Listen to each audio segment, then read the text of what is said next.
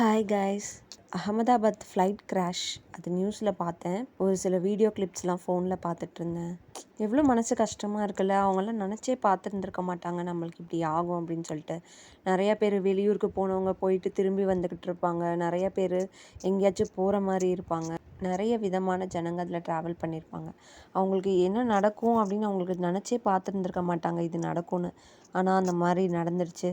அது மட்டும் இல்லாமல் ஒரு பில்டிங் கிராஷ் ஆகிட்டு அந்த பில்டிங்கில் இருந்த நிறைய பேர் கூட இறந்துட்டாங்க.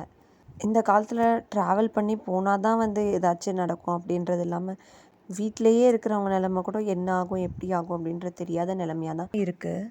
யாருமே அதை எதிர்பார்த்தே இருந்திருக்க மாட்டாங்க இப்படி ஆகும்னு. என்ன வாழ்க்கையில் அடுத்த நிமிஷம் நிச்சயம் இல்லாத இந்த வாழ்க்கை யாருக்கு என்ன எப்போ எப்படி ஆகும்னே தெரியாதில்ல. ஸோ இருக்கிற வரைக்கும் நம்ம நம்மளால் முடிஞ்ச உதவியை செஞ்சுக்கிட்டு போட்டி பொறாமை இதெல்லாம் இல்லாமல் நல்லது பண்ணலனாலும் அட்லீஸ்ட் யாருக்கும் கெடுதலாச்சும் பண்ணாமல் நியாயமாக நேர்மையாக சந்தோஷமாக வாழ்ந்துட்டு போனால் போதும் அப்படின்னு தோணுது.